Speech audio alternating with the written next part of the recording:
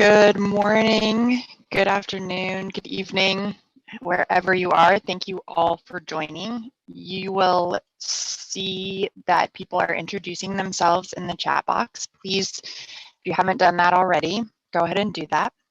Welcome to the JLI Ending Violence Against Children Learning Hub series. This is a three-part series where we're talking about how faith partners can increase child participation to end violence against children and transform their communities. The first session, which was last month, is available on the JLI website and talks about religious approaches. And the next one will be in November and will include an intergenerational dialogue during the week of Universal Children's Day. The Joint Learning Initiative on Faith in Local Communities is an international collaboration focusing on evidence for full and appropriate faith actor engagement. If you have questions or this is your first time learning about JLI, please visit the website. And during this webinar, we'll also be offering Spanish translation. So there you see the interpretation button on the bottom right middle of your screen. Feel free to go ahead and push there. And also, if you didn't have the opportunity to choose that on the way in, let us know and we can ensure when we have breakout sessions later, because we want to hear from you, that we get you into the right session. So I'm going to just run through our agenda for today. I am welcoming you now. We're going to hear a little bit of the evidence on meaningful child participation and ending violence from Dr. Selina Palm. We have a great panel that includes actors from around the world, different faith communities sharing their experiences, and we'll introduce them each right before they speak. And then we'll have, as I mentioned, some significant time in breakouts because we know those of you on this call are really experts. Many of you are experts with great experience. And one of the things that we want to do is learn from each other, learn from our experiences and share those back to the group. Next slide, please. Just a little bit about the Joint Learning Initiative vision. Joint Learning Initiative is organized into a number of working groups or active learning hubs that are really targeted to understanding what the faith and faith community contribution is to these various areas. This is that second one, ending violence against children.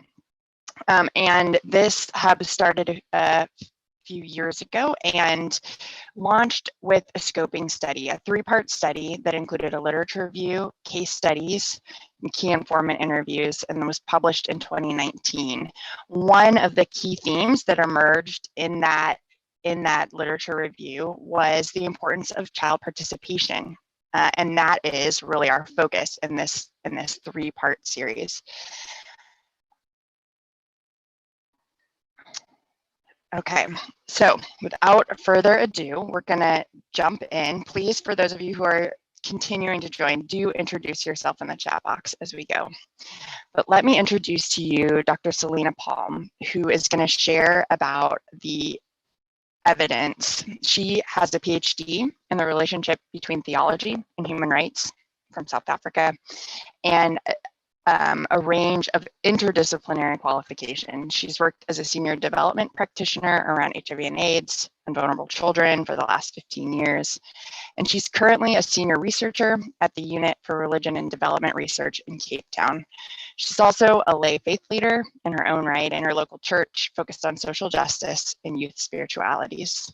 Dr. Palm, over to you.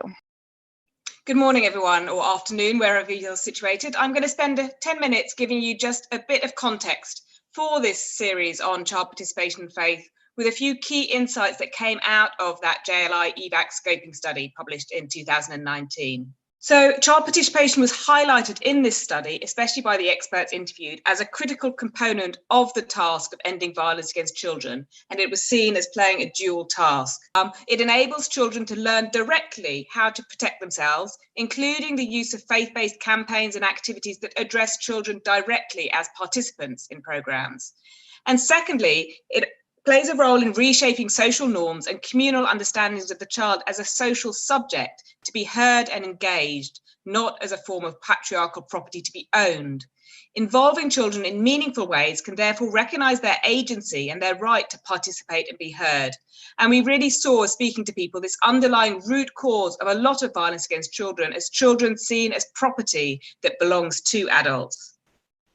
As a result, a key message from this study was that sensitising faith leaders, faith communities, and all adults to understand why meaningful child participation is important to ending violence against children is needed. This is key for sustainably changing those social norms around children that can underpin violence. And it may require faith responses to move away from rescue and rehabilitation approaches to more child-centred approaches that link protection and participation and equip children as active agents.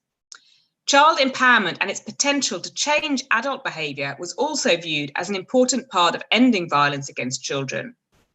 But changing mindsets within many faith communities on the status of children requires respectful dialogue that uses resources such as sacred texts, which are reinterpreted in ways that can recognise the importance of children and their participation. Nurturing child resilience allows children to be seen as active survivors and partners in preventing violence against children, and not only as victims to be protected. Local faith communities can play a role in prevention, with campaigns and workshops held directly with children, as well as by surrounding children with trusted adults and safe spaces to build resilience and educate them in age-appropriate ways about violence and their rights. So I see I've jumped onto the next slide, so hopefully you're on that already. Two types of insights in particular emerged from the scoping study. Child participation as a means of protection for children, and I'm going to make just 3 points here. Involving children in decisions at community and family levels is seen as important. Religion and patriarchy are often entangled in complicated ways with concerning implications for child agency. Faith communities can engage parents and religious leaders to counter and to not reinforce existing myths, such as children must be seen and not heard. For example, by instead saying, in our house, children are both seen and heard. And we saw a number of promising examples. Up on the screen, you'll see quotes that came out of the scoping study that gave different examples of different places, like here in Thailand. I'm not going to read those quotes because we're short on time, but you can find out more about them in the scoping study. The second area is child empowerment to break the silence on child abuse. Children can blame themselves for the violence they experience, creating shame, silence, and stigma. They can even be told that they asked for it. This is particularly true with sexual violence. Empowering children to speak and believing them when they do so that they know they have a voice that is heard, is very important, as well as creating safe adult containers for appropriate responses. For example, we saw that recreational community programs run by faith groups could create potential spaces to build trust for children to speak out and to dismantle the prevalent myth often held by adults that children lie and are not to be believed. We saw this in Cambodia, where children were often told by their abuser that they were bad or deserved to be punished, and the important role that faith organisations can play in developing age-appropriate tools to help children speak out. And there's also an example there from India about girls speaking out about sexual violence. Third, equipping children as agents of change. We saw some faith-based training methodologies that were including child participation in their wider programming due to seeing its power to enable positive change in adult behaviour by children sharing their own concrete experiences. Seeing children as spiritual beings and enabling children to participate in faith practices can potentially help them become agents of change within their families, communities, and nations. We can learn from children, not just children learning from us. And we've seen this translate into family change where children find their voice and can even help shape parent-child interactions to have more mutual respect. And you'll see that quote there from Tanzania. Then we saw a second area of insights. I'm just going to move to the next slide. Here we saw a number of tips given from practitioners around the world about doing child participation. And obviously you're going to hear a lot more about that with the other participants today. But I've just selected 3 that emerged from the study. First, building child-friendly spaces within religious institutions. It was noted that this goes beyond just the absence of violence to change a hierarchical paradigm, which was often seen of adults over children. An example given from Indonesia was that a child-friendly madrasa is not only about not hitting children, but also about different pedagogies and ways of participatory teaching, being more creative and involving the children a little bit more. Lack of violence is therefore here seen as one step in a reorientation of relationships between adults and children. The second area was reinterpreting sacred texts where children are voiceless. Many of our sacred texts include problematic depictions of children and need to be reimagined. One example was given by a Jewish faith leader, the child story of Isaac, key to many faith traditions. In the story, he is voiceless and he even becomes a parental sacrifice. It was noted here that this story needs to be used with great care and reinterpreted alongside children and their emotions around this story. Third area is the potential role of faith in nurturing child voices and intergenerational dialogue. Faith traditions all have the potential to nurture children's voices and to support a participatory intergenerational approach between adults and children who are often together within faith spaces and within families. However, much current religious engagement with children does still revolve around the expectation of passive, respectful behaviour by children with religious leaders and parents holding unquestioned and unquestionable spiritual authority. And this needs to change. So finally, hopefully you can see my triangles and circles now. At the heart of much violence against children is how we see children and the status of the child. Normalised patterns of violence often revolve around the idea of parents as owners who are allowed to hit children, and this affects the social status of children, who are often the last to receive the justice that adults take as their right. And you can see from the 2 quotes at the bottom here, the danger of this triangle model where children are seen as at the bottom of the pile, and a model of ownership where children must be seen and not heard and are asked to do what we like with them. We say things like, I brought you into this world, I can take you out. We have to ask ourselves, do we see children as at the bottom of a spiritual hierarchy, epitomised by the triangle there, or with them and their voices placed at the centre of our communities, including our communities of faith? How do children in our faith communities feel about how they are seen? Have we even asked them?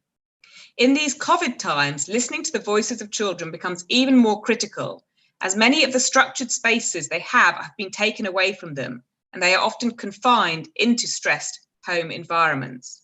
I want to end on this quote from someone in South Africa.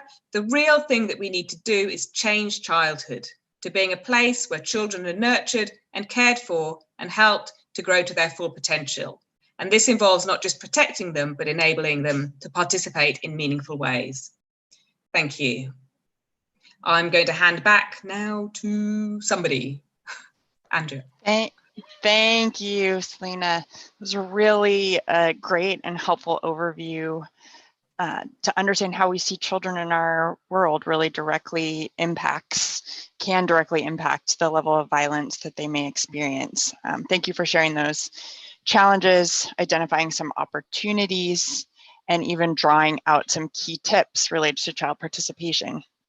We are now going to move to the panel discussion looking at practical examples of child participation. We have an esteemed panel representing a number of countries and a number of faith groups we're really excited to learn from and with. First, we have Miss Juliet Eneh. She is a deaconess in the Methodist Church of Nigeria, an educator, a counselor, an ecumenist, and a psychosocial support consultant. And she's been working as a chaplain, counselor, and psychosocial support therapist in a faith-based school for the past decade. She studied in the Ecumenical Institute in Basel, Switzerland, and is currently doing her doctoral degree in education in Lagos. Deaconess Eneh, over to you. Hello to everyone. I hope you can hear me. It's good to be here. We can hear you. You can hear me yet? Okay, okay. Can you hear me now? Yes. Aha, okay. So hello to everyone. It's good to be here with you to talk on this unimportant issue of the end to violence against children. I am from Nigeria, as I have been introduced. So speaking from the African context, I would like to make my presentation within the few minutes I'm giving. Okay, and the slides will be shown to explain some of the things I will be saying. Here, the slides. Okay.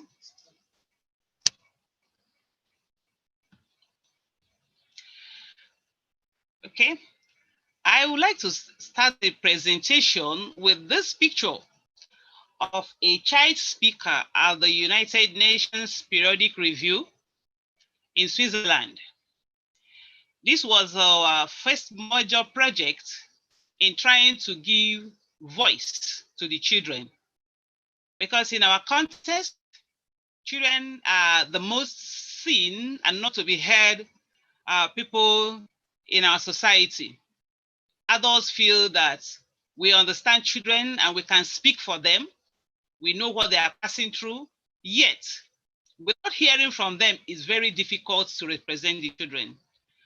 So we organize a seminar for them to hear from them. And not only that, also they were given opportunity to speak for themselves. So this is a child speaker who spoke on behalf of the other children after their seminar.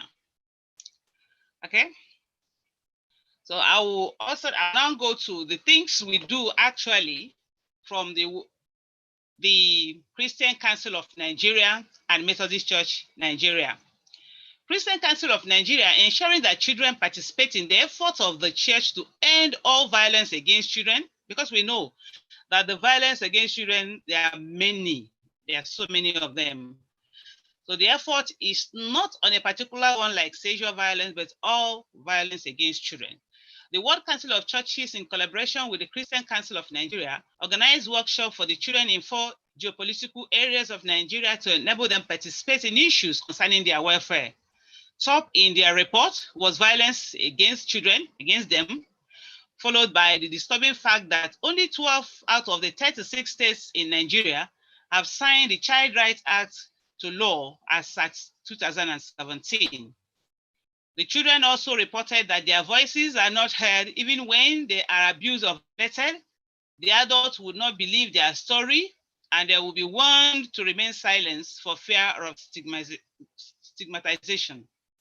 The World Council of Churches, through those workshops, sponsored 2 children as child speakers to Geneva for the United Nations Pre-Universal Periodic Review of Nigeria. Methodist Church Nigeria also created a venue called Christ Care Unit for the children to express themselves and report any kind of violence, both from home and outside the home. Because we believe that when children are given the voice to speak, it will bring down violence against them. Adults violate children because they believe that these children will not say it. And when they say it, they will not be believed. So they intimidate them. So we believe that by allowing children themselves to say what they pass through, what happened to them, it will bring down violence against them. If the adults know that the children will report whatever happened to them, they will not abuse them. So in Christ Care, we monitor teenagers on what their rights are. We mentor teenagers in what their rights are. how to protect themselves, and how to make reports when in distress. Recently, some children reported sexual abuse from homes and schools before and within the COVID pandemic period. And the matter is currently now in court, and the perpetrator still in police detention waiting for sentencing. The Christian Council of Nigeria also organized workshops for caregivers of children. It was called Out of Shadow Experience, in which we were given hotlines to report any case of violence against children. Right. Next slide, please. Okay, see, some of the key challenges in child participation to end violence against children. The major challenge we have is that parents are yet to come to terms with the fact that the children are ready to talk. Some parents feel that their children are exposing their family secrets in doing so, especially when the violence took place within the home by a family member or relatives. It is one of the challenges we have faced. The adults will not like children to speak. Sometimes even when these children come to us to open up on what is going on, when we invite their parents to tell them, the parents will say they would want the matter to remain silent. They wouldn't want anything to be said about the matter. And it's discouraging these children in talking. And when parents act this way, the violators will continue to do it because they know that nothing will happen after that. Okay. The second one is that adults generally, not only parents, even church leaders, even school principals, school head teachers, where this violence takes place, they also want to remain silent. They wouldn't want the organization to be exposed, because when things happening there are said by the children, they believe that it will expose the organization. Okay. The third one is that some of the organizations that promise to seek for justice for the children are not measuring up to the expectation, leaving us there in Christ care to fight this battle alone, or with the support of some parents who have seen the need for justice that their children deserve. Yeah, this is another challenge that we have been having around us here.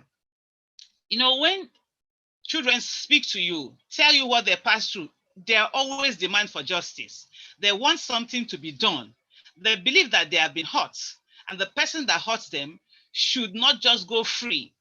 But when the organizations, non-governmental organizations who promise to give them justice will not do anything or start up something and it will be conclusive, it will discourage these children from talking. The next slide, let me conclude with the next slide, please. So in using the WCC's commitment to children, we are organizing special sessions for parents, friendly, for teachers, and for caregivers to train them on how to help these children and the need to allow them speak up and the need to also get justice for them. The process of registering an organization is not easy for us to do just like that. So we have to depend on those organizations that are already registered for their hotlines to get information from children, because we alone will not be able to reach them one-on-one. Yeah, this is one of the sections we had with parents and religious leaders to tell them how to help these children. Thank you. Thank you so much for that great example and the great work that you're doing with parents, religious leaders, and children. Our next example is going to be shared by Rev Fred Nyabera and Dr. Chintamani Yogi. Due to connectivity issues, Dr. Yogi has pre-recorded a message, which we'll watch, and then we'll transition directly to Rev Fred. I'm going to give you brief bios on both of them. Fred Nyabera is the Director of Interfaith Initiative to End Child Poverty at Arigato International, a social scientist and a trained theologian with interest in development work. He was previously a pastor at Nairobi Baptist Church and Karen Community Church. He's a recipient of the 2019 Spirit of the United Nations. Dr. Yogi is a great scholar of Nepal. He's a thinker, a spiritual master, an educator, and a peace activist. He's a founding principal of Hindu Vidya Peeth School movement, consisting of 3 schools that support underprivileged and orphan children to receive education. He also established Shanti Siwa Ashram to promote peace and spirituality at every level of society.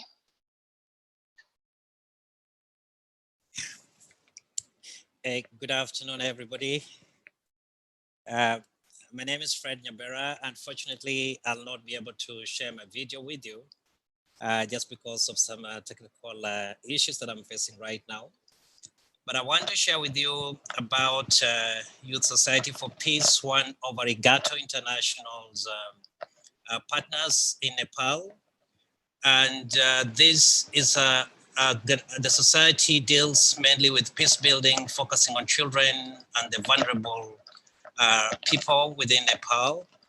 And the objectives, as you see there, are to help youth understand the importance of peace and to practice it in their daily lives, including the children, involving children and youth in creative activities by building upon their infinite potential, and to encourage young people to serve the poor communities, especially war victims and orphans, and also to create a global forum for young people and children and youth mainly, from which they can share their problems, skills, experiences, and wisdom, and to help them realize their own spirituality and their responsibilities as human beings.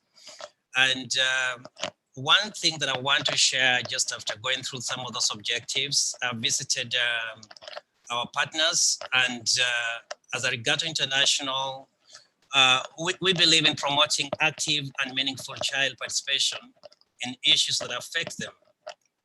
So that's one reason why we accompany and work with the peace organizations like in India and Nepal especially. And one child-led initiative that has been picked up by our partners Nepal and India is what we call poverty solution. It's poverty solution, and that aims in the initiative unites children and youth to work together and find simple and effective solutions to end child poverty and violence against children. They look for an initiative, something active that brings them together socially, but also in responding to need. And in this situation, children and youth came together to set up their own saving mechanisms using traditional home saving box or piggy banks. And after a given period, they gather their savings and allocate the funds equitably. A third would go to their families, a third to the community, and a third they use for their own. And the importance of that is that the children are empowered. They feel that they're contributing to the society, and collectively they're united to each other. This provides some peer support. And as they meet to discuss on how to respond to the needs, especially poverty and violence against children, they are also equipped by some social skills, like non-violence response to some of the issues. And there is also accountability as they save together and they define on what they want to do with their money and who they want to respond to. And since its inception, the children and youth have chosen to focus to support child health, child protection, education for all children, and provision for food and families affected with poverty and violence. In Nepal, the initiative has reached up to 2,000 children, and much more in India, more than 5,000. This initiative does 3 things. One, the children decide on what initiatives they want to respond to. Secondly, it provides the peer support that they need. Thirdly, their peace building skills that they respond to. And then thirdly, they find space to express themselves on what's affecting them, both at home and also at school. So the poverty initiative in Nepal, as I said, has reached more than 1,000 children who are empowered to respond to their needs, but also to support the community. That's what I would like to share with you within the 2 minutes that I have. Thank you.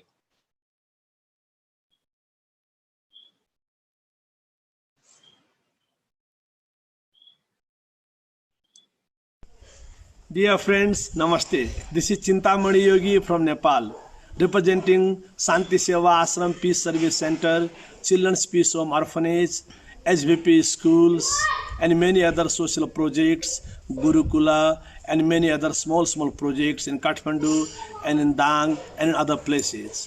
My friends, actually, though we have many different kinds of social organizations, but our main focus is on children, especially deprived children who have no parents or who have no other support, social security or any kind of care, any kind of support. We feel so much lucky to work with them. Actually, one way we are raising them, but in fact they are raising us because they are our future. They are our present. According to our culture, we say Bala Devo Bhava. Children are like gods. According to our culture, we worship Bala Ganesha, Bala Krishna, Bala Gopala, Bala Rama. It means Rama, Krishna, Hanumana, Ganesha, all these gods and goddesses are worshipped in the form of children. If we really want to make our family system stronger, smooth, beautiful, we say Dhanyo Grihasthasrama. For that, we have to make our children's future very safe, very beautiful. We have to raise them as a complete human being, no matter they are Hindu, Muslim, Christian, Buddhist, or which caste or community, but children are children. Let's try to raise them with truth, love, peace, selfless service, and non-violence with these core basic human values. In our culture, we have a system of worshipping Panchakanya. It means 5 girls. That is known as a very significant part of the culture. Panchakanya representing goddess, Shakti, Devi. So this all shows that if we forget children's future, if we forget to make our foundation very strong, our roots very strong, then we will reach nowhere. We can run and run, but we will reach nowhere. So our Hindu Vidyapiti schools, Shanti Seva Ashram Peace Service Center, Children's Peace Home, Youth Society for Peace, Gurukula, all the organizations which we have been running here in Nepal, our main focus is for children, deprived children, children who are homeless but not hopeless, children who are suffering but still smiling, children who have lots of difficulty but they have divinity, children who have lots of problems but they have lots of potentials as well, children who have come from very tough background but they have a very beautiful future as well. And I feel so much lucky to work with GNRC and Arigato and running many different kinds of programs, DPAC and many other things, IDEP. We feel so much lucky. Myself and Kirti Giri, who is the program coordinator of Shanti Seva Ashram, and Samrat, who is the coordinator of Youth Society for Peace, we all have been working together for this great cause. Thank you, friends. Thank you. Namaste from Nepal.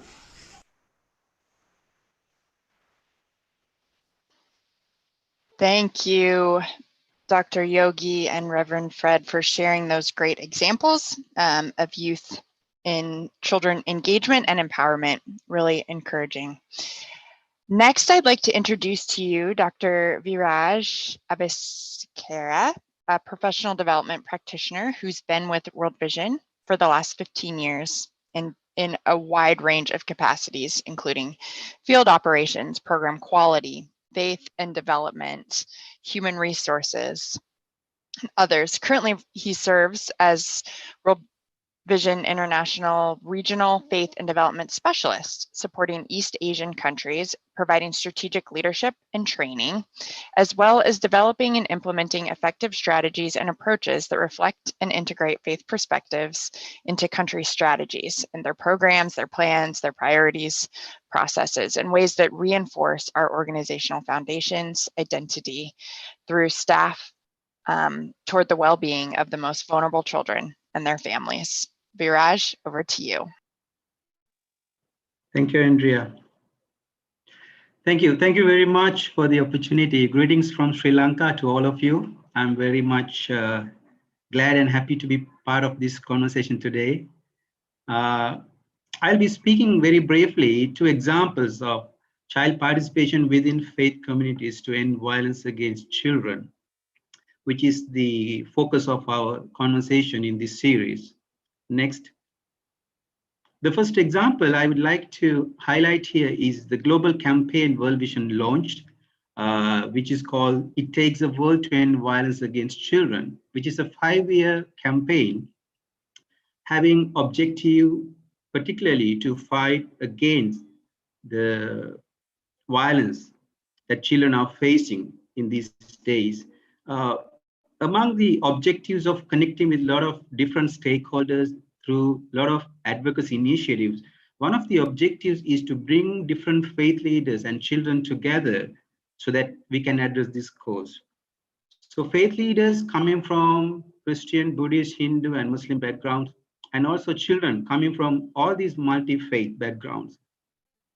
So they had the opportunity to meet together. So the significance of this forum, this platform, this campaign is children had the opportunity to meet faith leaders there and bring their voices to the faith leaders. So I just quote here the voices of children, what they recommend, what they request from the faith communities, particularly to utilize access of religious space and create space for children and young people. That's their request, to have correct and collective interpretation of religious teaching influence other sectors such as school and business for protection of children. The key here is creating an opportunity and platform for children to come together along with faith leaders to address these challenges that they are facing. Next, the second example, very briefly, I would like to talk about coming from Sri Lanka. The context here, I'm talking about particular community is affected by the 3 decades old civil war in Sri Lanka. This community is multi-religious, multi-ethnic.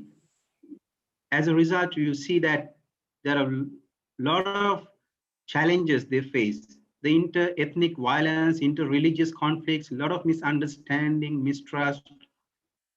So we see this as an opportunity, this whole challenge, the chaos, the problems, as an opportunity for faith leaders and children to do something. So we brought faith leaders from all these different backgrounds, particularly Christian, Buddhist, Hindu, and Muslims. Those are predominant religious groups in this context in Sri Lanka. And also children from the same faith backgrounds, the community within that area. As a result, the interfaith forums were developed and organized, and child forums, more than children, 100 children coming together in different groups, and forums were formed. As a result of that, children were able to engage with each other. For example, they started cleaning up the public places like playgrounds, the market, their roads, and also they started visiting the sick children in other faiths particularly. And also they started engaging with other faith engagement, when they celebrate their religious activities, they were engaged and they were able to start understanding and learning the other faith rituals and norms. So what happened as a result of that, the trust started very much stronger within the community. They started engaging with each other, started believing or trusting each other, connecting very well with each other. The negative suspicions among different communities started reducing as a result of that. That is one particular example.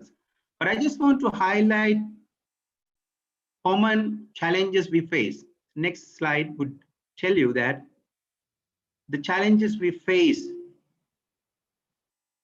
the children are not in a safe environment to raise their voices, whether it's family or school or society.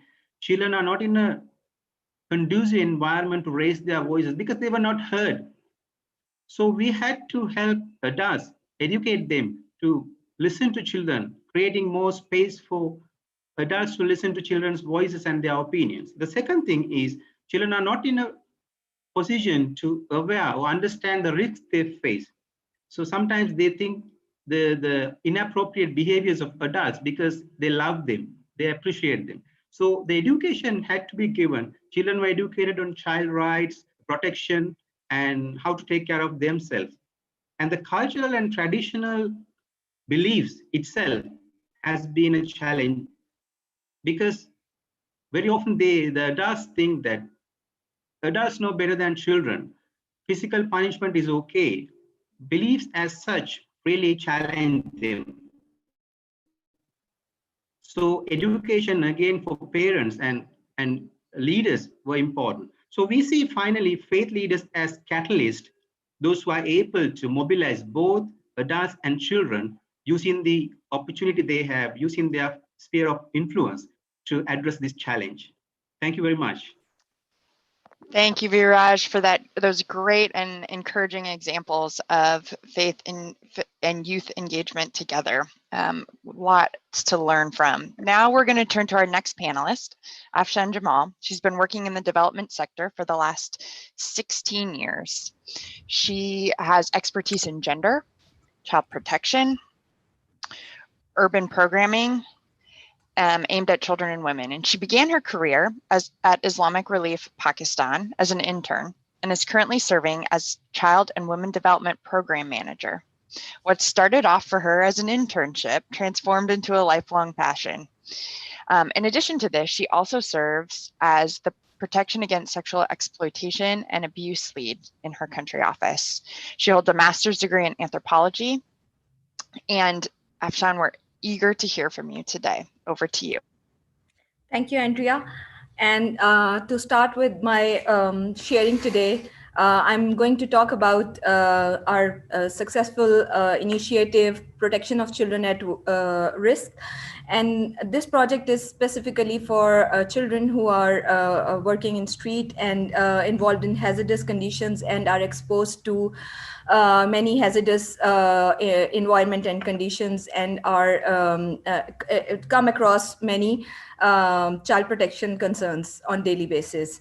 So this project is, we have learned a lot of lessons from this initiative, and it has been a great learning experience. And I would like to share a few interesting facts from this project today.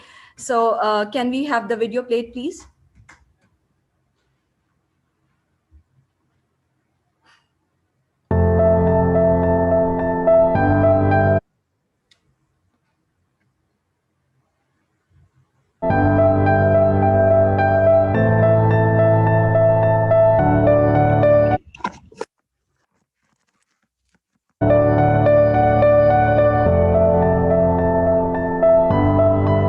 मेरा नाम हाजरे, मैं 9 साल का हूँ। मेरे 5 बहनें और एक भाई, वो भी छोटा है, और मेरे अब्बू भी बीमार है। मेरी भाई चली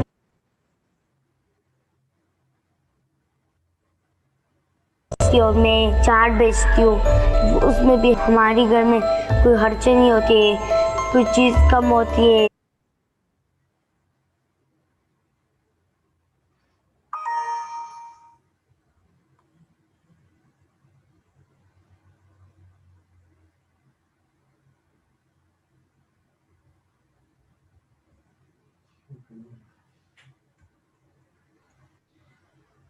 Let's give it one more try and maybe move on.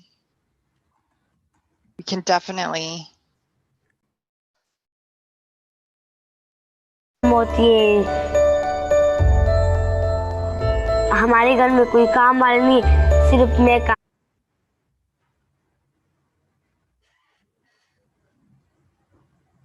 हमारी कभी मेरी भाई 200 करेगी, मैं 300 कर रही हूँ, कभी मेरी भाई 100 कर रही, मैं 200 कर रही हूँ, तो इसमें हमारे खर्चा आ रहे हैं।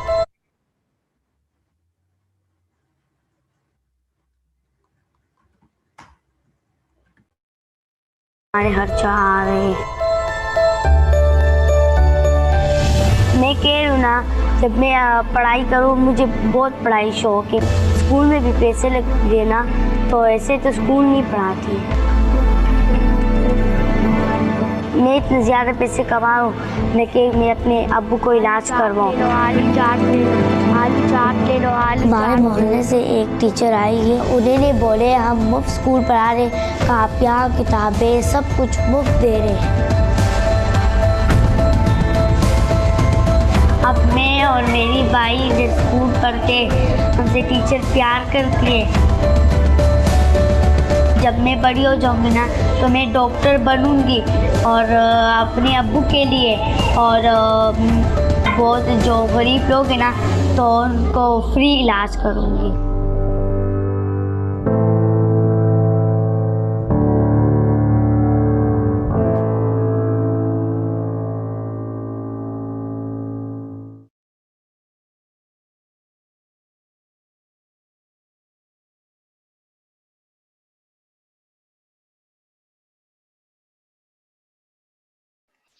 Afshan, you're still muted. There we go. So this model illustrates an integrated programming approach through which children were engaged and involved into this initiative, and their participation was ensured throughout the project cycle. Not only children, but their families and communities were also engaged and mainstreamed into the society through different interventions, with a combination of livelihood support, psychosocial support for these children, and strengthening protection mechanism around these children. This initiative involved community, specifically faith leaders, and provided these children with a great learning opportunity and in enabling environment, while taking these families towards economic development and strengthening support mechanisms and protection mechanisms around them. Can you please go ahead? Next slide. So there are a number of challenges. Next, please play all these challenges. So there are a number of challenges which these children and their families had to face, and the project team also had to encounter. But I would like to highlight a few of them which were significant, and I will share our learning with you all. First of all, the identification, engagement, and mobilization of these children and their families was the toughest challenge, as these children were involved into different forms of work and mostly hazardous forms of work. And it was difficult to take them out of their workplaces and enroll them into non-formal basic education schools set up by government. It was a challenge to convince their parents, because these children were contributing into household economy and they were earning and supporting their families financially. Also, their employers were also not convinced to let them go and join schools. Then again, economic challenges were there, as families were, a number of their children were working and contributing into economy.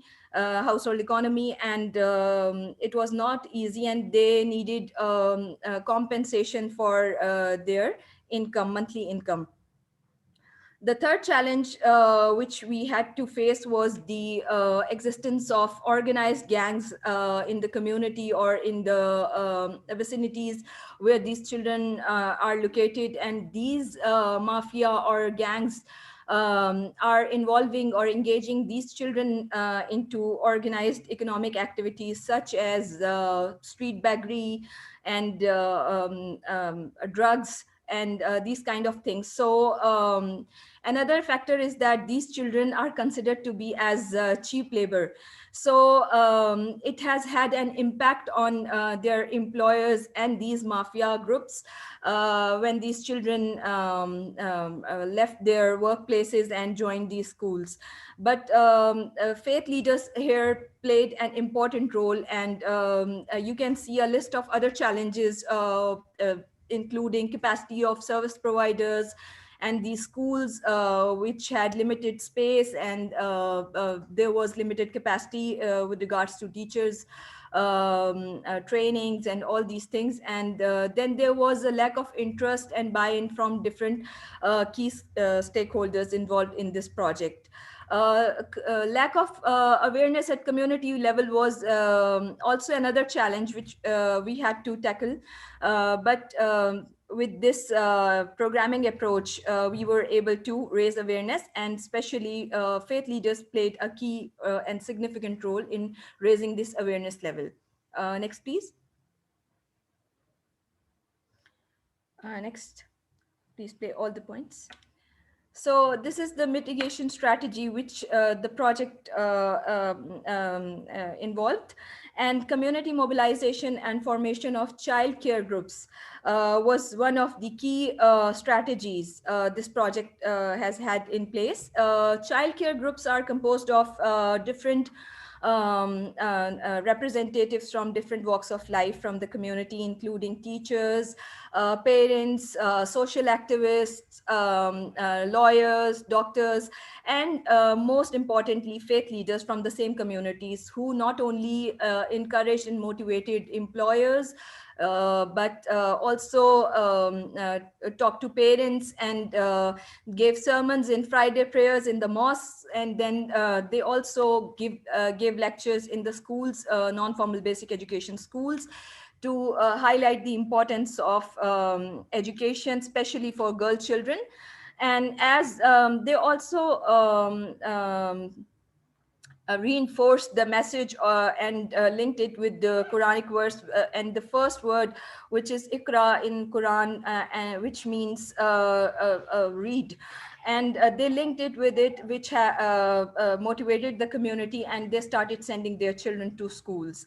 Then engagement with literacy department and education authorities was another strategy for this project, which helped not only provide these children with better facilities, but also encourage these teachers, including creating child-friendly spaces in the schools and strengthening facilities which were missing in the schools, like furnitures and scholastic materials and visual aids, things like that. So it was very helpful, and it improved the enrollment rate within the schools. Then engaging all the state departments and service providers within the schools was another key factor, and it helped provide these teachers with the support and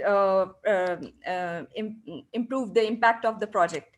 Then livelihood support to the families to ensure social protection was another key factor, where families were provided with skills including stitching, embroidery, beautician courses, and mechanical courses for eldest brothers of these children, and their mothers and elder sisters were provided with skill development facilities within the non-formal basic education schools, where these facilities were set up and local entrepreneurs were engaged, and skills were provided to these mothers of these children and their elder siblings. After completion of their skill development courses, these mothers and elder siblings of these children were provided with business grants and linked with the local market and business opportunities with the help of local entrepreneurs. And now all of them are earning a decent amount and have a sustainable income within their households. So it has also improved the attendance rate and enrollment of these children. Then broad-based community campaigns on child safeguarding and protection, and how to combat the social issue of child labor was also very helpful. And these campaigns included street theaters run by children themselves who were a part of these courses. And awareness raising campaigns and walks were also organized within the community. There were advocacy and awareness messages displayed on the public transport, including Quranic verses and faith messages. So it encouraged the community. So this is how the project played an important role in bringing together all these support mechanisms for these children, and theaters were also played by these children, and teachers also played a very positive role where they encouraged these parents and also provided support to these children. Employers were also provided with awareness on these issues and how they can take care of these children and how to treat them in a and provide them with a protective environment while at work. So a lot has been done through this project, but a great deal of work has to be done yet. We need to have long-term and broad-based partnerships with all these stakeholders and service providers. And like we have linked these childcare groups with the national forums like Child Rights Movement and other advocacy networks. So I think it has also given them, the local community, a voice, and their linkage with all these platforms and service providers has also encouraged them to bring together necessary support for these children and their families. So I think a comprehensive advocacy drive is needed for these children, because a huge number of children are still at risk and are facing hazards and risks associated to labor. So I think we all need to join hands and work together for these children. So this is it from my side. Thank you. Thank you so much, Afshan, and everyone for these fantastic presentations. I know that we have a lot of thoughts and ideas and questions that have emerged throughout these presentations, and now is the time for all of us on this call to get to work, sharing our own examples. I know we have a lot of experts and practitioners on this call as well, and so we are going to send you into breakout groups to share some of your experiences. We'll spend about 16, 17 minutes in these breakout groups, and then we will have a very brief opportunity to report back.